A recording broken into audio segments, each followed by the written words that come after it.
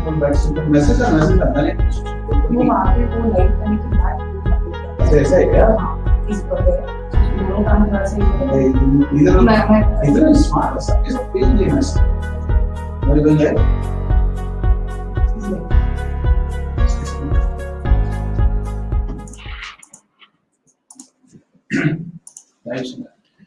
Welcome back, ladies and gentlemen, and good afternoon to you all again. So that was another fantastic panel discussion session which just got over on probiotics creating a healthier you, and we had a fantastic round of discussion from all of the honorable panel members. And a special thanks to Ms. Sri Lakshmi Desiraju from Triphase Pharmaceuticals to wonderfully moderating this panel. And my special thanks to all the esteemed panel members as well for contributing to this wonderfully executed panel, which was extremely knowledgeable on the platform of probiotics.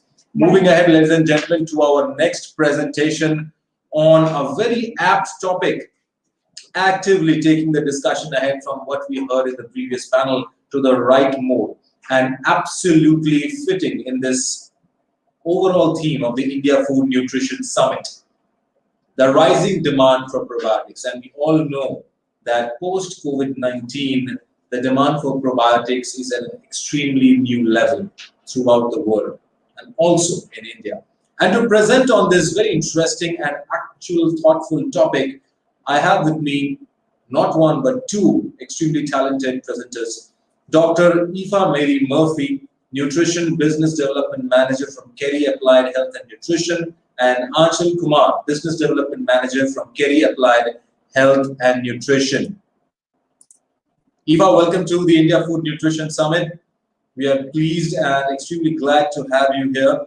And before you begin your presentation, let me tell you, Aoife, you are live to 1,390 live attendees who are watching this live. And I'm pretty sure by the time of your presentation, that number is only going to go up. So after that, I'm sure a lot of interested questions will also come to your place. And we are all looking forward to having a wonderful presentation from you and Aanchal on this very, very thoughtful topic, the rising demand of the probiotics, which absolutely fits to the overall scheme of things and theme for the India Food Nutrition Summit. So Aoife, all over to you to start the presentation, and all the best for that as well.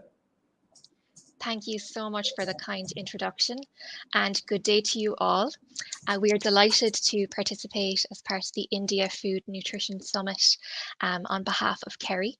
So today, myself and my colleague Aanchal Kumar will discuss the rising demand for probiotics.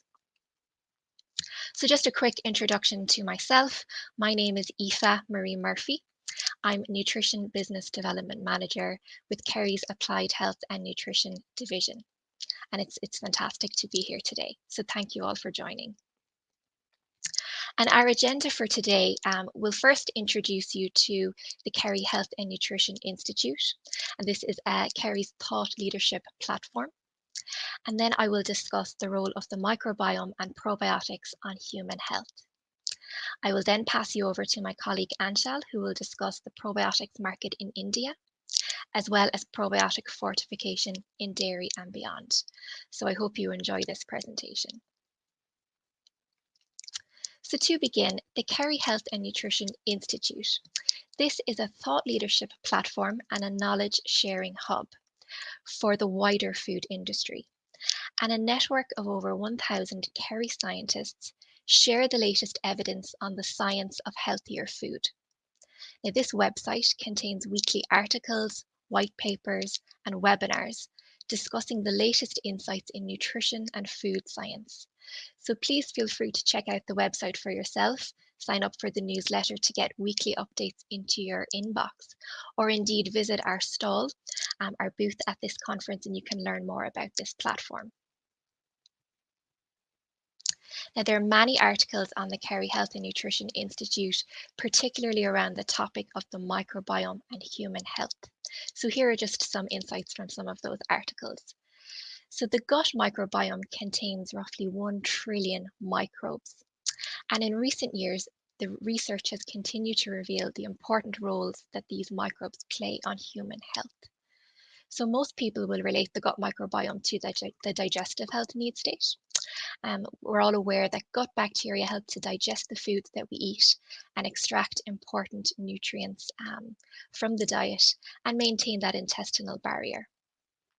But the gut microbiome also plays an important role on immune health. So about 70 to 80% of our immune cells are actually located in the gut microbiome. And the immune cells crosstalk with these microbes and help the immune cells to support within their immune response. Interestingly, we're learning more and more about the gut-brain axis, which is a bidirectional crosstalk between the microbiome and the brain. In fact, the gut contains millions of neurons, and it's actually referred to as the second brain. And this suggests a role for the gut bacteria in influencing mood and cognition, and this is a really exciting area of research. And finally, there's more and more research disentangling the role of the gut bacteria in metabolic health. And we know that dysbiosis of the microbiome is linked to many metabolic disorders, such as heart disease and type 2 diabetes. And from a dietary perspective, it's well understood that a balanced diet with lots of fiber, fruits and vegetables can support a healthy microbiome, as well as fermented foods and probiotics. These can also provide support. And probiotics are gaining a lot of attention in supporting the gut microbiome, but we also hear of other terms, such as prebiotics and postbiotics, which can also provide benefits. So in order to distinguish between these terms, here are the most up-to-date definitions according to the World Health Organization and the International Scientific Association for Probiotics and Prebiotics. So in the first box here, we've prebiotics. These are defined as a substrate that is selectively utilized by the host microorganisms, conferring a health benefit. So in other words, this is food for the microbiome. And dietary fiber is the best example of this. Probiotics are live microorganisms that, when administered in adequate amounts, confer a health benefit on the host. So in other words, these are healthy bacteria that help promote a balanced microbiome. And then finally, in the third box, we see postbiotics. These are defined as a preparation of inanimate microorganisms and or their components that confer a health benefit on the host. So in other words, these are inactive probiotic strains and or the metabolites that those bacteria produce. And these can all provide health benefits. But when considering probiotics for the food and beverage industry, research is really important for a number of reasons. So firstly, it gives a means to understand and communicate how the probiotic works. Secondly, research which is published in peer-reviewed journals also builds credibility for your probiotic and your food product. Research-backed probiotics cut through the noise. You're not just using a generic probiotic, you're using one that has strain-specific, clinically proven health benefits. And well-researched probiotics for a consumer helps to reduce the fear of the unknown.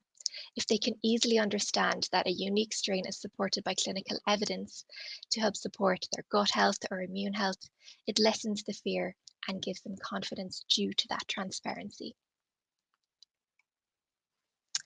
And within Kerry's portfolio, we have a science-backed probiotic called Gunidin BC30. And this is a patented probiotic with unmatched stability for formulation beyond refrigerated dairy. BC30 is supported by clinical research and provides the health benefits that consumers are looking for, such as digestive and immune health. And it's also rooted in a brand that builds consumer trust and confidence in the finished products. Gunidin BC30 has superior stability and survivability versus vegetative cells, which Aanchal will discuss in a little bit more detail later on in the presentation. It is backed by more than 25 peer-reviewed research publications. And it's also a branded probiotic, which offers the opportunity to connect with consumers and educate them about probiotics, delivering on ingredient trust and transparency. So now I'm going to hand you over to my colleague Aanchal to take you through the rest of the presentation.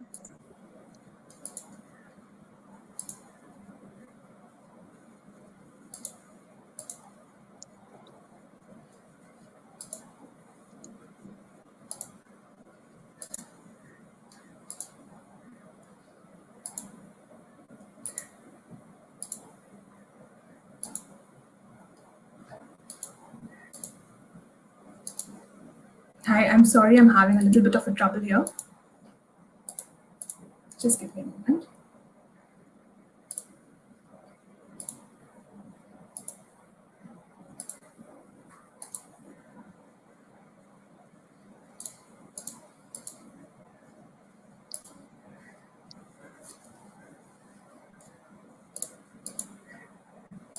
Okay, here we go. Thank you so much, Aoife.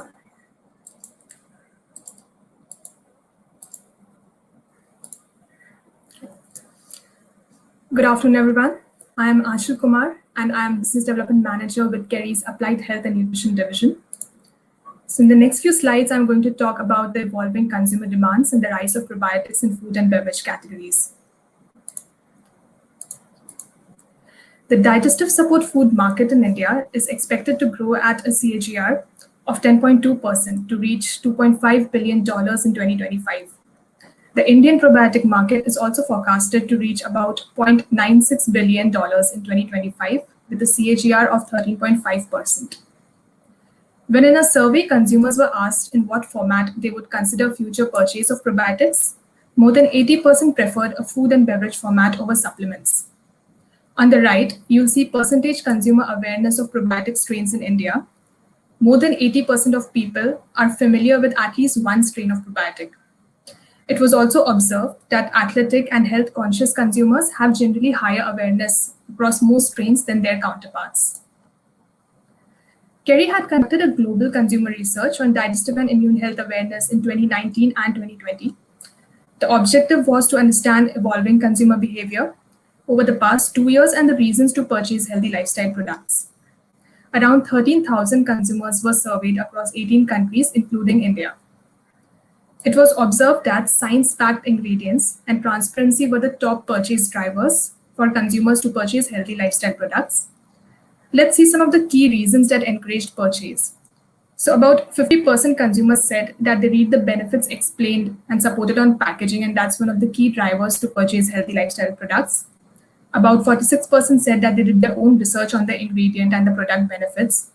Consumer had seen the research and scientific data claims for the products, and they also recognize the active ingredients. So all of these factors drove the purchase of healthy lifestyle products. When consumers were further asked about their usage of digestive health products, almost 51% had used them in the past 6 months, and a quarter were considering usage. That shows us a potential of 76% users of digestive health products. It was also observed that about 36% Indian consumers have good awareness of probiotics, and that's only grown by 8% since 2019.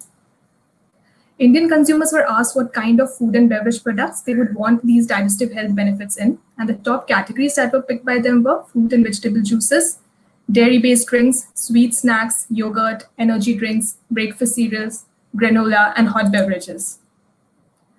So building on the market and consumer pull for functional products that address digestive health, the Indian market had seen over 130 product launches in the past 5 years that had a probiotic benefit claim. 1/3 of these launches were either baby foods or cereals, and the second highest launches were in the fermented dairy category. There were also launches in cereals, sports powders, ice creams, flavored milk, but those were only a handful. So probiotic strains typically are seen in the market are from the genera Lactobacillus or Bifidobacterium, which are mostly used as starter cultures in yogurts. These vegetative probiotic cells are susceptible to the rigors of most manufacturing processes and the shelf life of most food products, and hence they are used in limited applications only. Compared to these, spore-forming strains can survive most manufacturing processes. This allows for more innovation beyond the dairy case. So if you look at consumer preference seen on the previous slide versus the retail data shown on this one, there's a gap to bridge, and there's an opportunity for food manufacturers to launch products driven by the consumer demand. So what opportunities lie ahead for manufacturers beyond dairy, and what are the key factors to look for when working with probiotics in other applications? Let's take an example of Guinea BC30 that Aoife spoke about. It's Kerry's branded probiotic ingredient, and I just wanted to take a moment to introduce what makes it different and unique. So as a spore-forming probiotic strain, BC30 has unmatched stability for formulation beyond refrigerated dairy. From a raw material arriving at your manufacturing facility through processing and into finished product on the shelf, it is highly stable compared to other vegetative probiotics. and it does not need to be maintained under refrigeration throughout this process. Secondly, BC30 is supported by clinical research. So there are more than 25 published clinical studies available on BC30 that supports its efficacy in digestive health, immune health, and even protein utilization. Lastly, BC30 is rooted in the brand that builds consumer trust and confidence in finished products. We connect with consumers across a variety of platforms to help educate them about probiotics and what makes Benedict BC30 different. So using branded ingredients is a great way of delivering on ingredient transparency, and this ultimately also builds consumers' trust in the final product. BC30 is launched in more than 1,000 food and beverage products globally, and about 45% consumers associate the BC30 logo with good digestive health. Manufacturers, on the other hand, are actively utilizing the brand to connect with consumers on social media. The BC30 website and social media pages on Facebook, Twitter, Instagram, and LinkedIn are utilized to educate consumers on the science of probiotics and to keep them updated on the new products and innovations. On the right-hand side, you'll see some examples of how companies are utilizing these platforms to engage with consumers, to educate them more about the product benefits and also the ingredient benefits.